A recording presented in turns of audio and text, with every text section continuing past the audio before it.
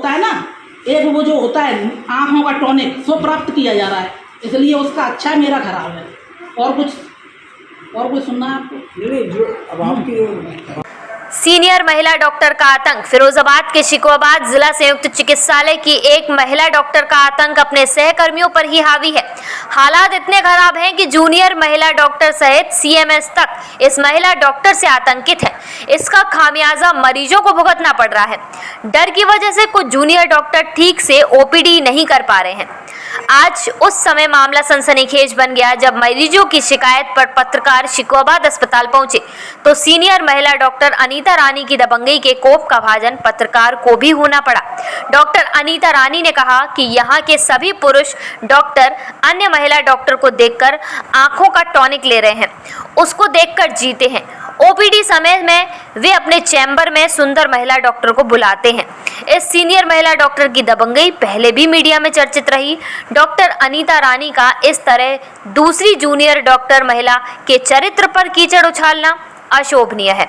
अब समय आ गया है कि जिलाधिकारी को स्वतः संज्ञान लेते हुए कार्यवाही करनी चाहिए ताकि अस्पताल के आपसी झगड़े में मरीजों का अहित ना हो।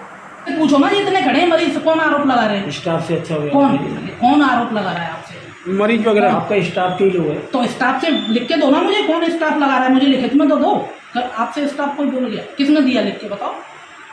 सबूत है हमारे पास रिकॉर्ड में। हाँ तो रिकॉर्ड में दो ना फिर कि सीएमएस ने जो कह दिया बिहाफ पे है उसी उस पर कहने लगे आप दो रिकॉर्ड में। किसी के बिहाफ पे नहीं, हमारा सीएमएस से कोई रिश्तेदारी नहीं है, ये आपसे दुश्मनी नहीं है। तो आप मुझे बताओ ना किसने कहा है?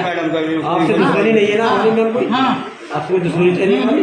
होता है ना, एक वो जो होता है आँखों का टॉनिक, वो प्राप्त किया जा रहा है, इसलिए उसका अच्छा मेरा खराब है। और कुछ सुनना है आपको? नहीं, जो अब आपकी नैन फेंकते हैं उससे अपने, वो जब से आई है वो सब भूल गए हैं, सब उसको देख के जीते हैं। समझ में आ गई कि नहीं? आपके समझ में आ रही है कुछ? वो मैं कर नहीं पा रही हूँ। ये क्या बोलते हैं, जब मैं यहाँ पे आई नहीं आई तो इतना बवाल हुआ, तो ये यहाँ पे तैनात थे, ये मुझे जानते भी हैं तो पूछ भी सकते थे कि मैम आपके संग क्या समस्या है। मैं आई तो मुझे चेयर ही नहीं मिली यहाँ पे बहुत दिनों में। वो उसके ब्लाइंड सपोर्टर हो रहे हैं इस समय। देख लो, किसी की हिम्मत है कि उसको कैमरे के सामने बिठा ले। तो आप बताओ ना, व्यवहार किसका अच्छा नहीं है? वो महिला अभी मेरी शिकायत लेके गई है, किसकी लेके गई? जब भी मैं ओपीडी करती हूँ तो मैम का ये हो जाता है कि मैम को कभी भी गुस्सा आ जाता है और मैम कैसी भी एब्यूजिव लैंग्वेज में बात करने लगती है। क्या नाम है उनका? डॉक्टर अनीता मैडम है, बहुत सीनियर है यहाँ पर, बहुत टाइम से बैठी हुई है, मैं 3 महीने से आई हूँ। तो वही प्रॉब्लम है कि मैम का कभी भी इमोशनल हो जाता है और मैम कभी भी कैसे ही बात करने लगती है, चाहे पेशेंट हो, चाहे डॉक्टर हो, चाहे स्टाफ हो।